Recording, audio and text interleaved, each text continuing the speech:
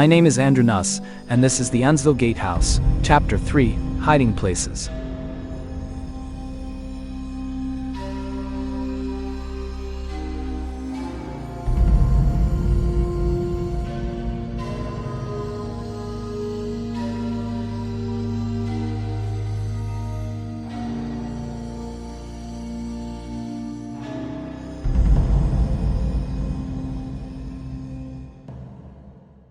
From the embankment of the train rails, Daren led Alicia hurriedly down the tracks to a side alley. The constant clicking of gears echoed high above. He glanced at Alicia once or twice to see how she was doing. He wore the stance of a warrior who had been in battle, except without any weapon. Her face was etched in concentration, watchful for anything that moved.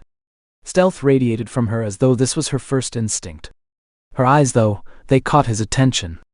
A simple word formed in his brain that chilled him. Predator. Ahead, mounds of broken cement slabs and rebar decorated the landscape of dead things. Half-fallen buildings of once tall structures now lay in ruins across the dark streets. To the side of them, a large building was filled with shattered windows and metal beams jutting up into the air. On the corner of an upturned concrete slab, a man stood watching them pass by. His eyes fixed on Alicia, his expression like a hungry animal. A ravenous smile slithered across his face. Daren instinctively took hold of Alicia's arm and drew her closer. Her body went instantly rigid. Her hand froze in his, and she stood still for a second or two. A second later, he heard her barely whisper through soft, heavy breathing, "Don't hurt him." He got the distinct impression she wasn't talking about the slithery man nearby. He looked down at where he had clasped her hand. Hers was rigid with a firmer grip than he thought possible. She never turned to look at him but stared ahead. More people came into view across broken patches of road and boarded-up buildings. Their eyes were vacant with animalistic stares. Near crumbled buildings lined makeshift vendors of found items. Most were gear parts fallen from New Muskegon's underbelly. An assortment of torn clothes and boots hung from vendor wagons. Others, gaining the most attention, held an assortment of vegetables. These were the most rare of items and was guarded by toughened men who dared anyone to take anything without bargaining. These were part of the gangs who would risk the climb up the many stairs into New Muskegon, where they would steal what they could, returning at night to distribute their wares and food. Some were traded with other gangs. There was no respecter of persons, whether male or female. They were all part of a gang, all participating in the operations with the exception of a few. These were those who lived on the outskirts of the old city lining an enormous fence. Vegetation still grew here and was guarded heavily by the owners. They demanded harsher payments for their produce, wanting to keep most for themselves. The system that governed the old city was harsh but effective. The bleakness of life was worn on everyone's faces. Daren didn't fit in anywhere. He never had. When he was offered the job of a lifetime, he jumped at the chance to work for Aero Transport. It meant he would finally be given a safe place to work, not the jobs given by the ruling gangs. He didn't remember much of his younger days. The things he did, well, those were best forgotten. He gave a glare, forcing a flashing image of a street corner with him held at bay by powerful arms. His mother stood in the street, held firmly by rough hands of a hardened warrior, like guardsmen. No. He forced the image to the back of his mind. He couldn't dwell on the past. Turning a corner, he aimed for the Park District where he could take a shortcut home. Crumbling buildings gave little to hide behind, so he moved on at a fast pace, crouching as people drew near to any one of the burning barrels lining the streets. A stench of waste and smoke filled the air. A hunched-over man at a barrel looked up at Daren and Alicia before giving a slight nod before lowering again. All around, fire of the barrels cast shadows on stone walls and dark alleys. They were nearing another corner of an alley when Alicia's hands flew in front of him. She was breathing heavy, eyes focused on something he didn't see. For a brief second, the sapphire stone came to life before going cold again. Crouching, they peered around the corner. A nearby house was boarded up with so many holes in the roof, it was kind of pointless. Two of the uniforms were at the front door, with one of them dangling a scraggly-looking old man from his throat. The look of pure anger was burning in the uniform's eyes. He flung the man to the floorboards before kicking him a couple times. The old man doubled over in agonizing groans before the other uniforms spit at the old man. They walked to another house nearby and the same thing happened. "Nice bunch right there," Daren whispered with a shake of the head. "You don't know the half of what my family has done," Alicia glared, rage threatening to spill out of her eyes at watching the uniforms beat on the helpless. When the uniforms were out of eyesight, Daren tapped Alicia on the shoulder. "Come on." He turned and made his way down another block following an eastern direction. "How far do we have to walk?" Alicia asked at one point. She was constantly looking about her with an ever-increasing unease in her eyes. She was staring down another endless block of crumbled houses and half-clothed men and women. Daren was about to say something when her expression turned to dread. "They're close." Her whisper was harsh and she drew up her hands as though to fight bare-handed. Daren turned around but saw nobody near them. From another block away, someone gave a startled cry that ended abruptly. "There!" A shout rang out. "I see her!" Daren darted a glance down several roads. Grabbing Alicia, he pulled. "This way!" He spun about and ran hard down the road, leaping over upturned slabs the earth pushed outward. At the next intersection, he turned a hard right where several old lanterns hung from poles. A nearby building stood with the sound of voices from inside. A metal frame hung crooked above the entrance that read Pete's Tavern. Alicia skidded to a halt, eyes going wide in fear. Daren grabbed her by her shirt and grated, "Either there or out in the open." "Which one is it?" Alicia shot him a hateful look but took off running again. At the entrance of the tavern, a foul smell poured out alongside extremely poor singing and laughing. Daren pushed her through the door and followed close behind. Pete's Tavern was as dismal as the smell that filled the air. Straggling, half-drunk men and women sat at wooden tables as music filtered out of a media box, a jumble of cords, last tubes and dials. At one end of the room, a gruff-looking man with a patched eye and scar down the left cheek watched Daren and Alicia the second they walked in the door. Daren gave a slight salute to Patchy as he called the tavern owner. One hand gripped Alicia's shoulder and led her through the smoke fog to a corner booth. Stepping out from behind the counter, Patchy approached the booth with a crooked smile. Leaning on the table, he eyed Alicia, a second before turning his focus on Daren. "You get lucky today, Sonny, or are you going into slave business? She ain't from around here. You take your eyes off her for a second, and she'll be forced to the floor by 26 starved dogs." He gave Alicia a wicked smile that said he might be one of those men. Daren grabbed Patchy's face and turned it towards him, away from Alicia's increasing menacing stare. "Pete, I need you to do something for me." He glanced at the tavern door then back at him. "Any moment now, some bigwig thugs are going to be here. I need you to make some noise." Pete's gaze turned down in a scowl. "Now, listen here, Daren. I own this establishment fair and square. I'm not going to wreck some furniture for you stealing some high-class tale from some rich lord. Furniture don't come cheap." Daren put on his most charming smile and gripped Pete's shirt collar. "Do you remember last week? I got you introduced to Babs, remember?" Babs was one of his co-workers at the factory who was noticed by every man in looking distance. Pete's eyes lit at the memory and gave a slight chuckle. "Boy, do I ever. You owe me." Pete scowled again. "You sure know how to kill the mood. Don't have much time here. What do I get in return?" "Another shot at Babs," Daren growled. He felt his insides tighten. Time was closing in fast. He knew the second he mentioned Babs it was a lie. He was out of work and Babs had made certain he paid for her hooking up with Pete. Pete stood straight, pondered and turned to one of the tables in the center of the room. Slouched over drunk sat a massive bulk of a man who looked just as mean drunk when sober. Grabbing a bottle from a nearby table, he swung it across the man's head. It cracked with brown liquid pouring over greasy hair. "I told you, biscuit butt, pay up on your tab." The bulky man turned in his chair with a snarl that could match a beast in the woods outside the perimeter fence. In a rage, he screamed and flung out massive arms. He ducked and ran behind the counter. With a roar, the man raised to his feet, ripped the chair he was sitting in and flung it across the room. It hit the back of a man scarred on both sides of the face. Tattoos lined the length of his muscular arms with naked women. In a matter of seconds, the tavern exploded with shouts and fists flying. "This way." Daren grabbed Alicia by the hand and led her under swinging arms to the counter. Pete waved them on hurriedly, his eyes darting this way and that. Just before he made his way to the back, Daren got a glimpse of the tavern door exploding with splinters of burning wood flying through the air. 2 uniforms marched in with guns firing. Sprinting down the narrow hall, he saw Alicia reach the back door right before an explosion of white energy blasted his eardrums. Instantly, lights flashed white, and the yelling of the tavern dimmed till nothing was heard. The world about him drew in and all was dark.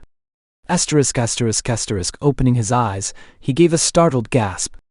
All around was a fog-laden grassy hilltop. Moonlight cast shadows on the wet dew about his feet. Other than this, there was no sound. Disoriented and more than a little worried, he took a few steps forward where the crest of the hill lay. The moon's orange glow outlined an enormous mansion, silhouetted with trees. Flickering lights glowed from the many windows with a soft echo of voices from inside. Nothing made sense. Where was he? The landscape was all wrong. He had to be outside the perimeter of the city. All the warnings about the outside world was flooding him with images from hunter stories. They were the ones who foraged the lands outside from time to time when traveling to sealed-in farmlands. Here, though, a mansion stood in the midst of a dense forest. The trees were so green and vibrant even in the dim moonlight. The grass wasn't brown but lush without the constant looming of a sky city's shadow. Slowly, he made his way, creeping through ever-growing taller grass that helped conceal his movements. The terrain was always sloping up till at last he reached level ground and a lawn of trimmed grass. Trees once again shaded everything in sight. This was good. He could hide easily. Walking stealthily from tree to tree, he made his way to a clearing where he could see the mansion easily. To the right, the mansion's front lawn opened up with large basins burning fire down a lengthy stretch of gravel road. Closer, a side door was propped open from the heavy warm air. That was strange, he thought to himself with a frown. When did anyone ever keep doors open? Especially in the open air where the unknown lurked. Closing in on the building's perimeter, he kept to the shadows till he was safely at the corner of the open door. White orbs of light hovered in the hall's domed ceiling, casting at intervals down a long stretch of a hallway.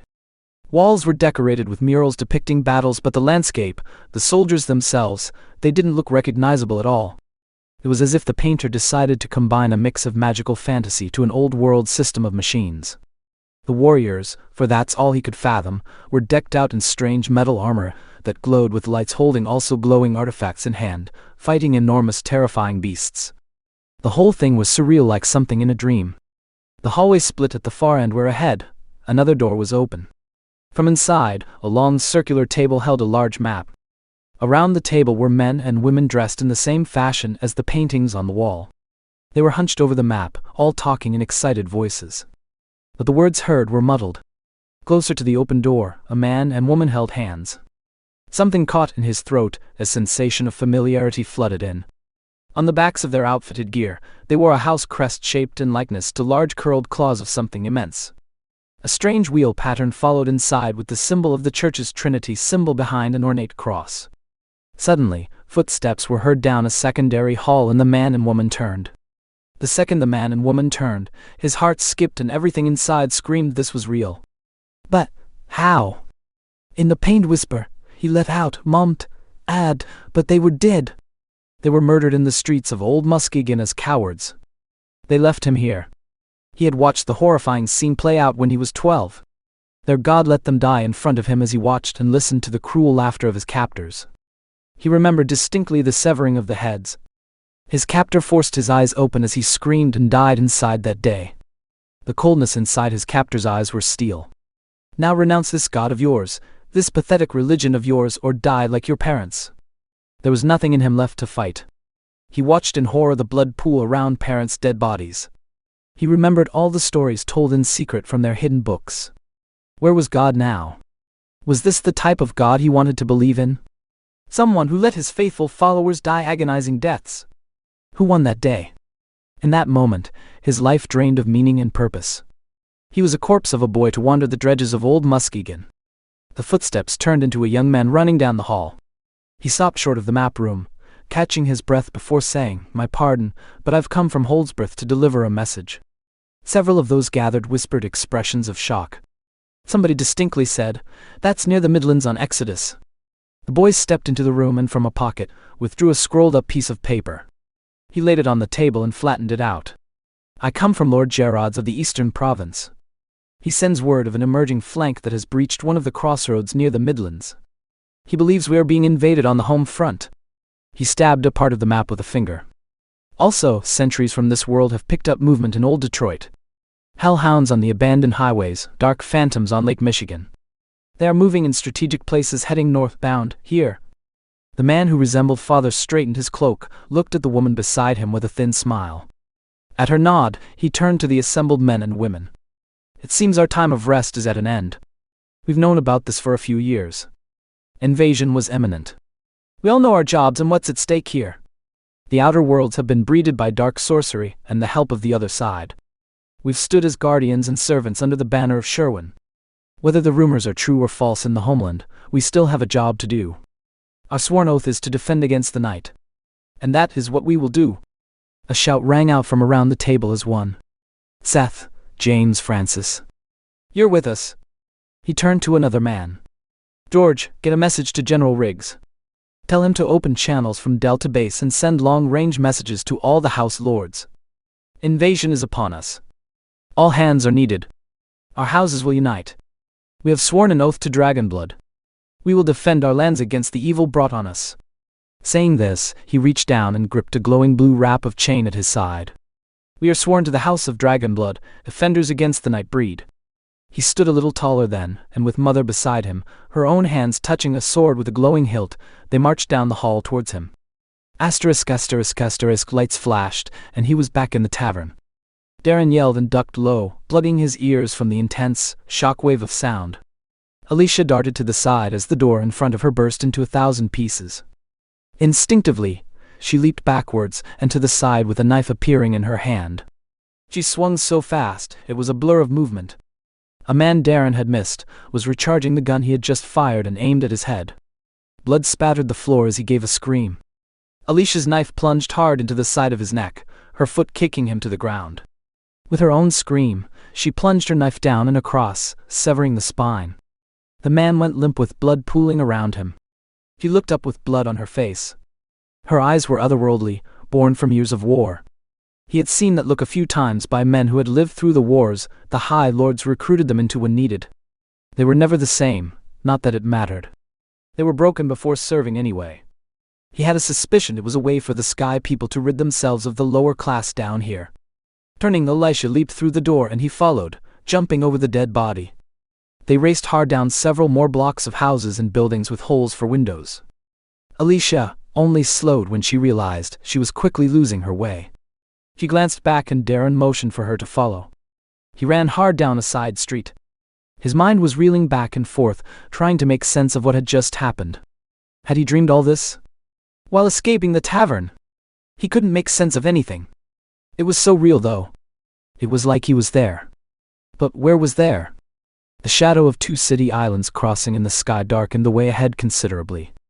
Ahead, an old church loomed tall and black. Age had discolored the stones and the steeple had cracked and fallen. It had been one of the first buildings built when Muskegon was founded. Seeing him slowing, Alicia frowned. You live in a church? He gave an exhaustive sigh, but held back a snarky reply. The image of slicing through the man at the tavern was fresh in his head. She held no hesitation or remorse. I don't live in a church. I just know a quick way to avoid being seen. Alicia glared. By going into a church? Daren leaped up the first few steps, and she followed.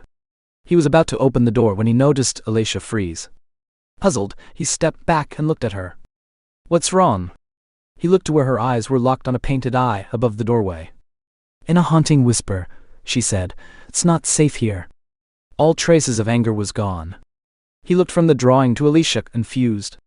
What got her so spooked? It was a drawing. In the same haunted tone, she added, They will notify my family. They? Daren asked, completely confused now. What? He stared back at the painting again. These are just mediums. They're harmless old ladies. Not them, Alicia whispered. The way she said the words made his hairs pick up. Those they speak to.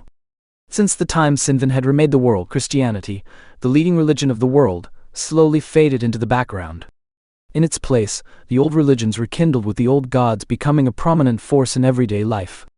For Daren, it was just one more religion to mock.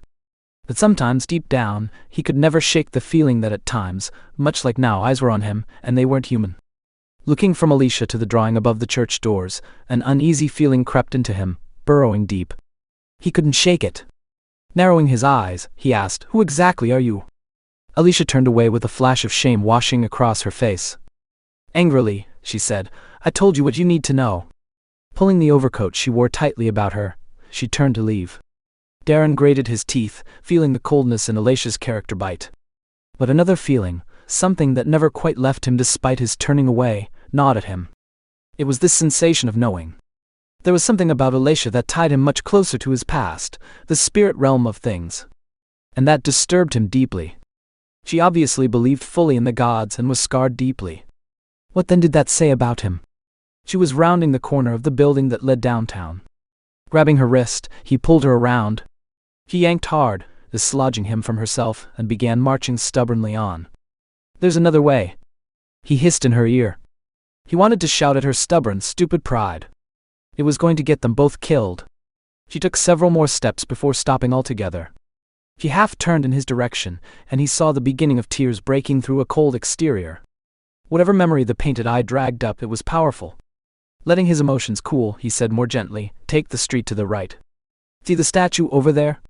He was pointing to an empty lot where once held a garden and walkways. Now, all that was left was a single large statue of a man dressed in old-period clothing. Alicia followed Daren down the road for about a minute. "We'll turn left and there will be a large library." Before he could say more, a shout rang out. Both of them spun in the direction of the sound. Near the large statue in the garden, one of the two uniformed mercenaries stood. His eyes locked on them for a second before he shouted, "I see her." He charged forward, raising his gun. Alicia swore and lifted a hand. Her sapphire necklace sparked to life. "Run!" Daren grabbed her and spun her towards a narrow alley. With her in front of him, he pounded the ground with his feet, not daring to look back and trip on the uneven cement. A few minutes more and they exited to an opening. Directly ahead loomed another large stone building like the church. He ran forward and around to the back of the building. He never stopped and leaped up the flight of cracked stairs to a pair of old oak doors. Alicia hissed from behind, "You're going to trap us inside." "No, I'm not. Trust me on this." He rammed hard against the doors, feeling the immense weight it still had after all these years. Another hard push, and it opened slightly with the grinding of old hinges. Pushing his way inside, he waited for Alicia before, with her help, forced the door closed again. From nearby, he grabbed a wooden beam and lifted it into the makeshift slots on the doors. "That will only slow them down for a second." Alicia growled in irritation. "It will be enough time," he replied roughly. "Come on." He sprinted down the hall as fast as he could, not bothering to look at the ornate designs etched in every crevice of the pillars and walls. He had seen it all before. The hall opened into a large decorative lobby. To one side held enormous stained glass windows, and a tall ceiling depicting a mural painting. Open doorways led in several directions where ancient books lined the shelves. Alicia was right behind him, but when she entered the lobby, she skidded to a dead stop, mouth opening wide in disbelief, caught off guard by all the books and ornate designs. Near the center of the large marble stone lobby, a large staircase descended. He didn't bother with being careful. He skipped several steps on his way down, holding to the railing for support. At the bottom, he paused, taking several breaths. Alicia was next to him a second later, not willing to be shown up. He darted to the left, coming to a narrow basement. Alicia paused at the entrance to the hall and narrowed her eyes in worry. From above, an explosion went off. "We're almost there," Daren said. He stretched out an offering hand towards Alicia. "I promise, there's a way out of here." Closing her eyes briefly, Alicia took in a long breath and stepped into the hall. To the left, several locked doors stood with the last door open ajar. Daren entered first, heading straight to the back.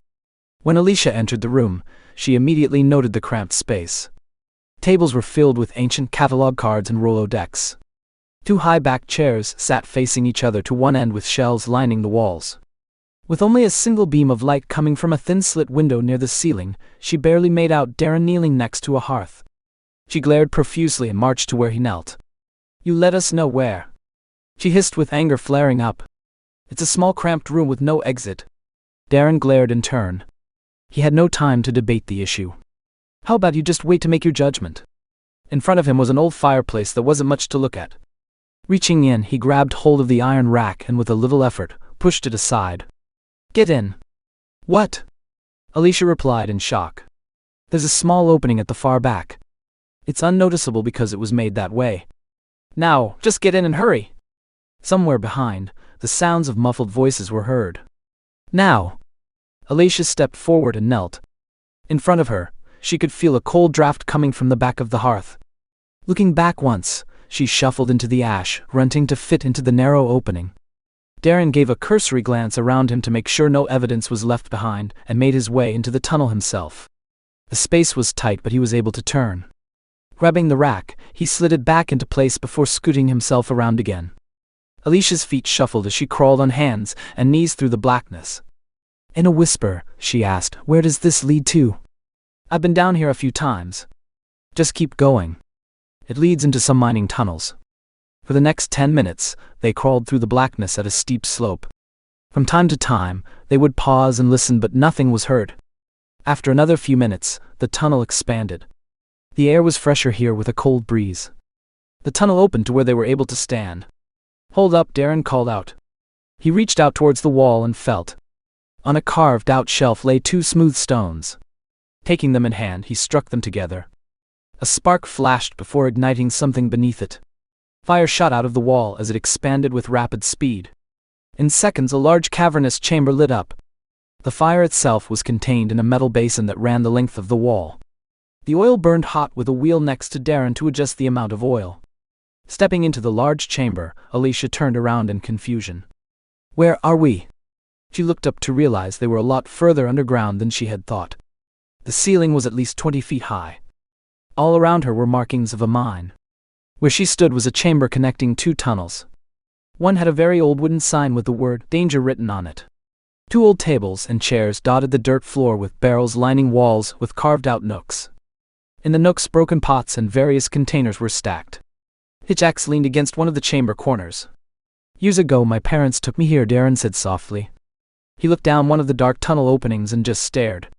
He hated dragging up old memories. They always reminded him of loss, of a dead hope he once believed in.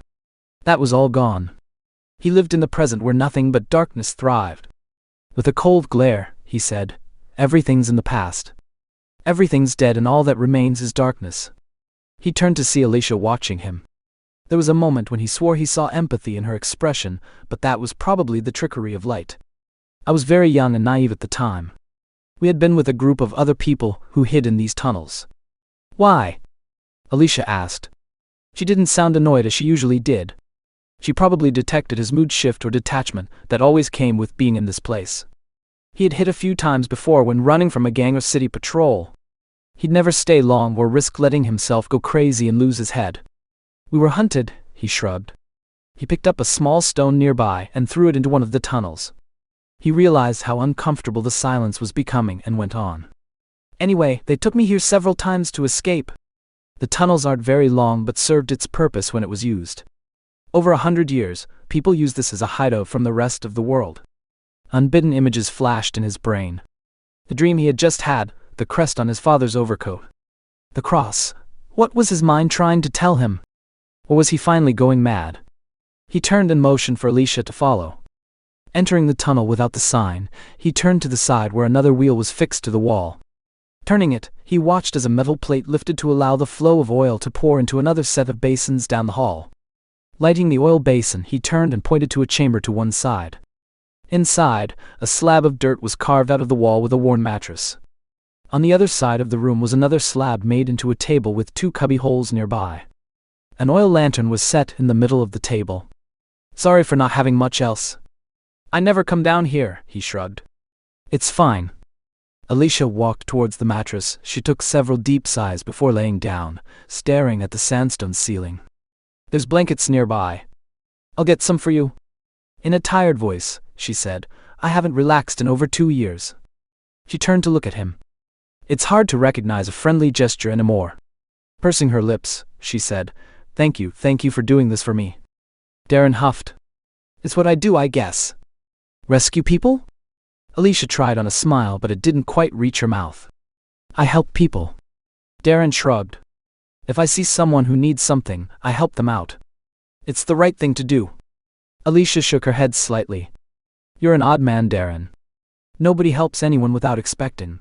She paused, and for a moment, worried creases formed on her brow. "Were you expecting something in return?" He shook his head with a sigh. "No, Alicia. I don't expect anything from you." She frowned at this. He knew all too well how odd this sounded. Perhaps something did rub off on him from his parents before they died. Before unpleasant memories could surface, he turned towards the opening. He hadn't missed the exhausted look in her eyes. He needed rest as well. From carved-out shelves, he drew out 2 old and worn blankets that needed serious mending. Returning to Alicia, he draped one of the blankets over her and gave a thin smile. Alicia's eyes flickered open, herself on the verge of exhaustion. Finding a blanket around her, she looked up at him, but sleep was fighting to take over. "Get some sleep. Tomorrow, I'll show you a quick way out of town." When Alicia didn't respond, Daren squinted his eyes to see her more clearly in the dark. Her eyes were closed and she breathed softly. The obvious fact was that she had never rested until this moment. "What a day," Daren whispered. Kneeling, he tucked the edges of the blanket in close to keep Alicia from feeling a draft in the cold tunnels. He lingered for a moment, taking in the form of her mouth, the shape of her neck. Everything about her was beautiful in a dangerous way. "Just stop," he shook his head at the foolishness rising up. He got to his feet and for another few seconds looked on. How long had it been since he was with a woman? Even at work, he tended to avoid them. Their coarse talk could sometimes rival the men. Their tongues wagged worse than most. He simply didn't want the drama associated with such entanglements. Straightening, he closed his eyes briefly to calm himself inside before walking out the door. He didn't notice Alicia's eyes watching him leave with a small disappointed frown. Situating himself as best he could in his own room, he tucked the blanket around him and lay facing the ceiling. Thoughts drifted in and out of his mind. The biggest one, though, was Alicia. Who was she? There were too many unanswered questions that brought back long-sealed memories. As the burning oil sputtered in the drafty air, he closed his eyes and dreamed. It was always the same dream. High in a mountain village, an old man sat underneath a wizened tree. The sound of a cascading waterfall echoed in the distance. Slowly, the old man's gaze turned upwards. "Daren," his voice spoke, and it sounded like thunder rumbling. Like many times before, he ignored the voice. Instead, he wanted the strange dream world and the wondrous gardens of this ancient grove. Once before, he had answered the man in his dreams. The man had told him to search for him, that he held the keys. The dream, though vivid and surreal, made no sense. This time was no different than the last. Wandering towards the waterfall, he stepped to the banks of the river's edge. Across the bank was the high mountain cliff the waterfall fell from. Spiraling towers of a palace drifted in and out of sight behind clouds. If he wanted to, he could will himself to fly to those towers or even to the other side of the mountain palace. There, he knew what he would find, as it always was the same thing. A war of magic and death. Here in the village was a contrast of lush green grass and apple blossoms, cobblestone roads and cottages. This was perfection. Making his way back through the small village, Daren paused at an apple tree and picked a bright red fruit from the limbs. He crunched into the meat and tasted the sweetness of it all. "Daren, leave me alone," he grumbled. Why did he have to get disrupted from tasting heavenly fruit? "The time has come." He paused in his chewing and frowned. This was new. Every other time he had this dream, the old man's voice simply called his name. He never responded, and that was the end of things. The voice continued. "Prophecy will be spoken at dawn on the summit of the mountains. A kingdom will fall and usher in the dark ages to come. Prepare the way, blood of Adam. For you will be part of the remnant of dragon blood." What the heck? Daren blinked and felt a sudden ice-cold touch. "It is time to leave behind what you know and what you fear. Walk the path set before you and remember who you are. Remember the bloodshed and why." Chills ran up and down his spine. This was not part of his normal dreams at all. He felt its realness as tangible as he could feel his skin. Without warning, the old white-haired man appeared. His face was wrinkled from an age Daren couldn't begin to guess. The walking staff was intricately carved with a dark red hue. At the top of the gnarled staff was held a globe that seemed to be alive. The image of a world spun in the center of a swirling cloud. The old man gazed at Daren without blinking. "Son of man, blood of Exodus's children, hear me." His voice was loud and clear, demanding attention. Daren's limbs shook as the reality of it was too real. For too long, the way between worlds had been usurped and man's greed bled through with evil intent. The gods who broke faith since the division of man now play their hands in two worlds. The one world, they can only whisper to the minds and steer the course. But the other, born of magic where man does not belong, they play for keeps, inciting man to new evil heights. The blood ran thick from the beginning of your conquest. But now the wrath of the native born, they have watched long enough. A war will bleed through two worlds as the death of dragons and unicorns scream out retribution for such crimes. Prepare for the prophecy's war. The end will come on the heels of blood, and humans need to be a god. The old man's eyes were frighteningly closed now. He didn't recall when the old man had moved so close. Raising one of his hands, the man touched Daren on the forehead. With eyes closing, he whispered, "Remember, the sounds were that of screams of the dying." All around, men and women yelled in the thick of smoke and mayhem. The scene was one of nightmares. All around, beasts that could only be born out of imagination descended on crumbled city streets. Blood covered everything from maimed arms and legs that lay torn from disfigured bodies. Teeth marks and scorched flesh assailed the senses. Ahead, winged nightmare creatures with eyes within clouds of lightning flew like death descending on helpless victims. One-eyed monstrous beasts walked the earth as if legends had come alive, except only the most evil of tales. They roamed the streets with cannibalistic hunger. Men and women ran screaming in every direction as the city burned and monstrous claws swung down, tearing into flesh and bone. The whole scene was red death. Drums, they beat in the distance like the thundering of clouds. Without warning, the bloodbath sang with metal and brilliant blue fire. Out of nowhere, Shanes with a blue diamond head, covered in strange fire, shot out towards the giant beast. With a shout, the one swinging the chain yanked hard and the chain spun, ramming itself hard into the beast's chest. Where the diamond point end met nightbreed flesh, the contact was explosive. Fire combusted instantly, and the beast roared in agonizing pain. Above, the terrifying figure of a winged eye swept down fast to intercept. It was met with a sword burning bright as the sun. Its wielder moved a hand and the sword flew through the sky like an arrow. The winged eye darted to the side, but the sword was swift and true.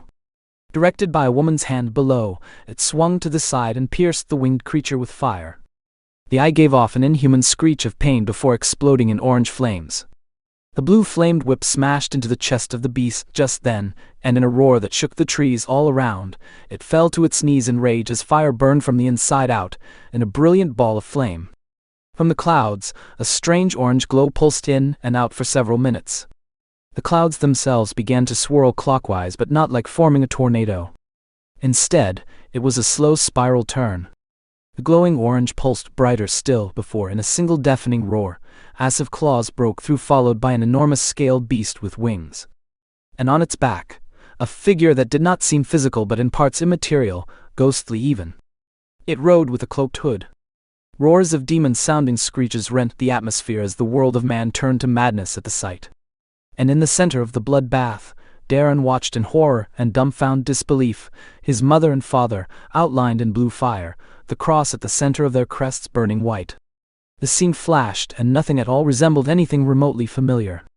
But again, mother and father, they rode on horseback in front of a massive train of warriors.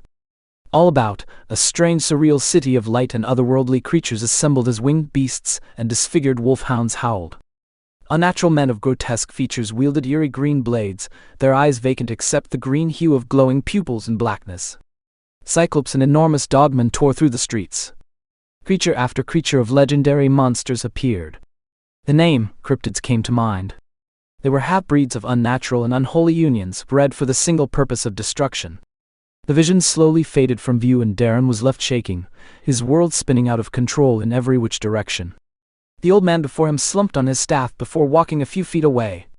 Turning again, he said offhandedly, "You have been seen and are no longer safe alone. Speak the word dragon blood to her ears, and she will teach you what you must know." This said, he waved a hand wide and all became black. Asterisk asterisk asterisk drums, whispers, voices came to him in the darkness. He watched himself sleeping under the blankets as the sound of drums grew louder. Voices of an ancient world whispered in an unknown tongue. A sudden guttural sound hummed as a black shape appeared hovering overhead. It slowly spread like oil over the ceiling before two tentacle fingers formed, slowly moving down to hover above his sleeping body. Fear swept through him as the evil became tangible.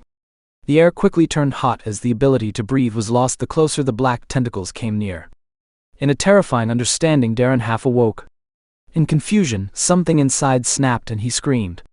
Light flashed all about him and the ground trembled for a second. He fell out of bed choking hard on something that felt like sand in his throat. In the same instant, the darkness fled. From the entrance to his room, Alicia stood. All about her came the sound of electrical energy crackling with a brilliant ball of white fire engulfing her fingertips. The sapphire necklace pulsed a brilliant white light matching the intense energy flowing out of her fingers. Her eyes even glowed somewhat, the spectacle chilling Daren to his bones. She wore a haunted look, eyes locked on him, wide in shock. With her eyes never leaving him, she simply whispered, "Dragon blood."